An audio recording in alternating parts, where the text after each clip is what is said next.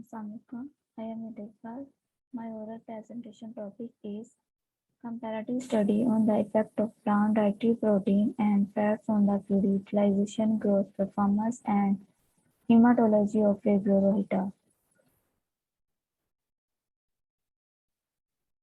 First of all, introduction. Fish is great source of protein and also a major source of omega-3 and omega-6 fatty acids that are critically essential for human body composition.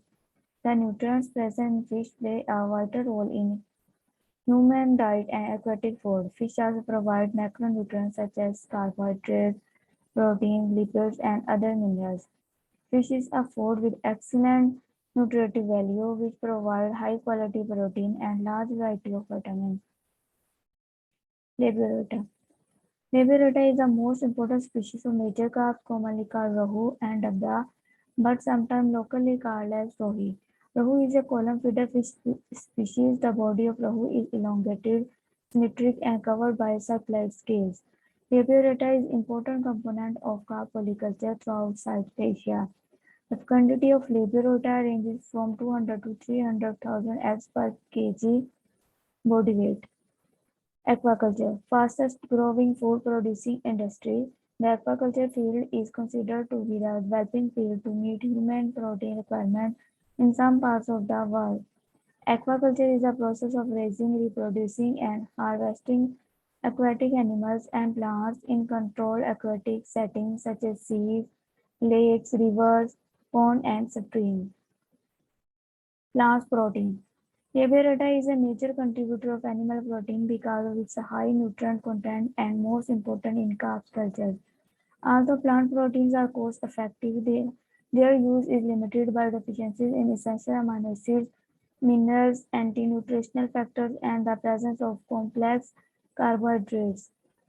If we replacing dietary protein by carbohydrates or lipid, not only reduce production cost but also the nitrogen effluent of the fish culture system. Plant fats. Plant fats have a significant role to play in providing a good source of concentrated energy. Essential fatty acids and fat-soluble vitamins such as fish have a limited capacity to use carbohydrates as an energy source. Excess of fats can result in reproduction of fatty acid, body fat deposition, and lower fish quality. So it is important to optimize the level of combination of dietary protein and fats in developing a cost-effective feed to achieve good growth in our fish culture. Materials and methods. Experimental fish and pond condition. The trial was performed at Fish Research Farm, Department of Zoology, Wildlife and Fisheries, University of Agriculture, Faisalabad.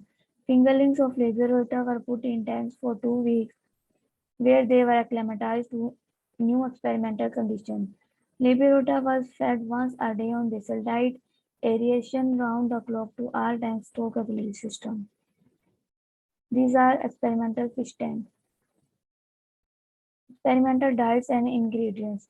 Ingredients of experimental diets were taken from local market and supplementary feed prepared by us. Before making experimental plant protein and fat-based diet, feed ingredient finely grinded to pass through 0.5 mm size. 10 to 15% water added to prepare suitable dough, processed by pelleting machine to make feed pellets. These are fish feed pellets. Test diet tables. Four experimental diets were made by supplementing plant fats at different levels such as 0%, 4%, 6%, and 8%. Test diet tables. Four experimental diet was made by supplementing plant protein at different levels such as 0%, 4%, 6%, and 8%. Growth parameters. Growth performance was determined by having weekly weights of fishes from each treatment. Growth performance and feed utilization was determined in terms of absolute weight gain, specific growth rate, survival rate, and feed conveyor ratio. Weight gain variations are found after every week. Weight gain was determined by following formula. Feed conveyor ratio. FCR is an effective way of determining the acceptability and suitability of artificial feed for fish. The information of FCR on locally available ingredients can provide the basis for the production of suitable fish feed. Feed utilization can be determined by the following methods. Proximate body composition of fish. Proximate body composition is a study of raw protein, lipids, moisture, and ash content of fish. The lower proportion of water, higher lipid contents, and higher energy density in fish. Crude protein was determined by micro-Calderon method. Crude fat, petroleum ether extraction method, Sockland method was used for determination of crude fat. Moisture content analyzed by drying it in oven at 105 centigrade. Crude ash. Sample was ignited in the muffle furnace for the determination of ash content. Hematological analysis of fish blood. Total RBC and WBC count was determined by using improved nebule heme cytometer. Hemoglobin concentration was estimated by microhematocrit capillary tube. The hematological parameters were recorded in the terms of red blood cells, hemoglobin, and white blood cells. Water quality parameter. Water quality parameter were determined by the whole trial period, water temperature, pH, dissolved oxygen. Results and discussions.